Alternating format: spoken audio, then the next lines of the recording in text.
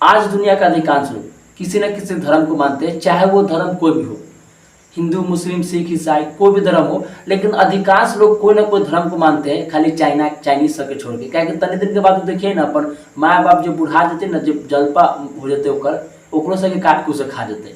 लेकिन दोस्तों अधिकांश लोग किसी न किसी धर्म को जरूर ही मानते हैं। लेकिन भाई लोग ये सोचने वाली बात है, मानव जब घुमक्कर था, मानव का जब बौद्धिक विकास हो रहा था, जब सभ्यताएं बन रही थी, तो आखिर मानव की क्या आवश्यकता पड़ी जो धर्म का विकास किया। आखिर धर्म का जन्म कैसे हुआ, धर्म की जननी क्या है, धर्म बना कैसे, और खास करके आज की इस वीडियो में हम अपने सनातन धर्म के बारे में बात करेंगे कि यह धर्म बना कैसे और आखिर ये सनातन संस्कार आखिर है क्या। आज की इस वीडियो में हम बात करेंगे, तो चलिए आज का ये वीडियो शुरू करते हैं। नमस्कार, प्रणाम दोस्तों, हम अभिषेक लाल यादव तुरा सब बड़ भाई बहन के पैर छू के प्रणाम कर लो। चलो यही बात पर आज की वीडियो शुरू करते हैं।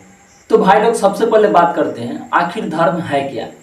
भाई लोग धर्म एक जीवन का संविधान है। जैसे कोई भी लोकतांत्रिक देश अपने संविधान के द्वारा बनाए गए रास्ते पर ही चलकर उन्नति प्राप्त करता है, उसी तरह धर्म जीवन का एक संविधान है जिसके द्वारा बनाए गए रास्ते पर चलकर मानव अपने जीवन को उन्नति और उद्देश्य प्रदान करता है। जैसे मैं आपको बता दूं कि जैसे हमें कहीं पर जाना होता है तो एक रोड मैप बनाया होता है, और उसी रोड मैप में कहीं कहीं स्टेशन, दुकानें बनी होती है, और उसका यूज कर हम अपने यात्रा को सुलभ और आसान बनाते हैं।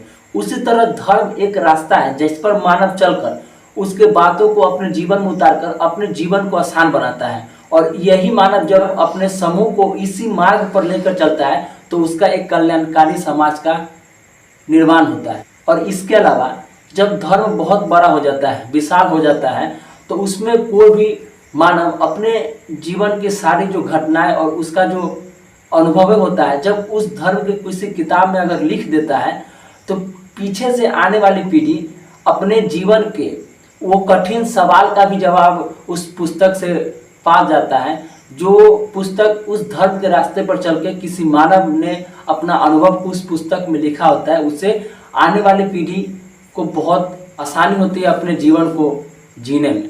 तो धर्म का उद्देश्य और धर्म का निर्माण आप इसे समझ गए होंगे।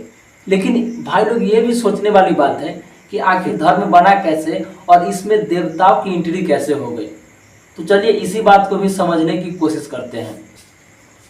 दोस्तों जब मानव का विकास हो रहा था, जब इसकी बौद्धिक विकास हुई, जब सभ्यताएं बनी, गांव शहर बने, तब मानव जब प्राकृतिक में इधर उधर घूमता था तब वो देखता था कि आखिर ये वर्षा कैसे हो रही है, आखिर आकाश में बिजलियां कैसे कड़क रही है, ये छोटा सा पौधा इतना बड़ा विशाल वृक्ष कैसे बन गया, आखिर रात कैसे होती है, रात को किसने बनाया, दिन को किसने बनाया, ये विशाल सूरज क्या है, इसका निर्माता कौन है, और सबसे जो बड़ा सवाल था आखिर हमें बनाने वाला कौन है।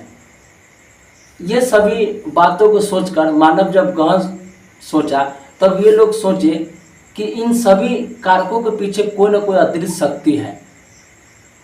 जैसे आज की अगर हम बात करें तो हम हवा या फिर आत्मा को कभी देखे नहीं, हम मन में जो सोच रहे हैं वो कोई और जब शीशे में अपने आप को देखते हैं तो वो कोई और होता है। तो अभी भी हमारा ये सवाल है ही कि हमें बनाने वाला आखिर है कौन, आखिर ये हवाएं कहाँ से आई। ये तो साइंटिफिक रूप से बताते हैं कि प्रकाश ऐसे सूरज में ये क्रिया होती है, उससे प्रकाश बनता है, लेकिन ये भी सोचने वाली बात है तो इतना विशाल साम्राज्य आखिर बना कैसे। ये जो व्यवस्था है, ये जो धरती पर जो है जो 23.5 डिग्री ही झुका होना, सूरज से इतनी एकदम निश्चित दूरी होना पृथ्वी का, आखिर ये एक व्यवस्था नहीं लगती है। ये सवाल तो आज भी हमारे मन में है, तब भी मानव के ही मन में था, और तभी से मानव सोचने लगा कि इन सभी कारकों के पीछे कोई ना कोई अदृश्य शक्ति है जो कार्य करती है। और यहीं से मानव इस अदृश्य शक्ति को एक मानव का रूप देकर पूजने लगी या फिर इनको देवता समझा।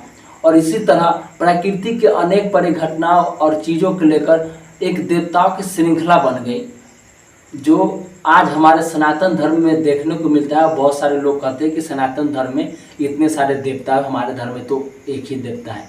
लेकिन तो सनातन धर्म कोई धर्म नहीं, ये ठीक जीवन के जीने का एक संविधान है, वे ऑफ लाइफ है, जिसके रास्ते पर आप चल के अपने जीवन के बहुत सारे कठिनाई को आसानी से सुलभ कर सकते हैं। ठीक एक किसी डिवाइस के मैनुअल की तरह, और यहीं से धर्म में देवताओं की एंट्री होती है और धर्म यहीं से बनता है। आई होप आप लोग ये समझ गए होंगे।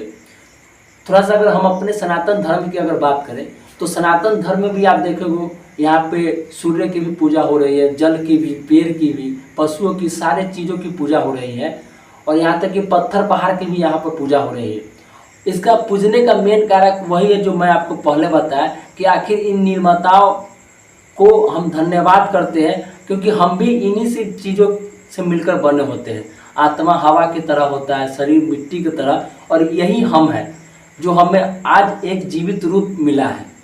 और ठीक इसी तरह हमारा सनातन धर्म है जिसके मार्ग को चलकर हम अपने जीवन को सुलभ बना सकते हैं, और किसी दूसरे धर्म की तरह। मैं किसी दूसरे धर्म को खराब नहीं कर रहा, बस अपने धर्म के बारे में आपको बतला रहा हूँ। तो चलिए दोस्तों, आई होप आप मेरी बातों को समझ गए होंगे। तो चलिए इसी बात पर आज का ये वीडियो यहीं पे ख़त्म करते हैं। तब तक के लिए जय हिंद, गुड बाय, वंदे मातरम।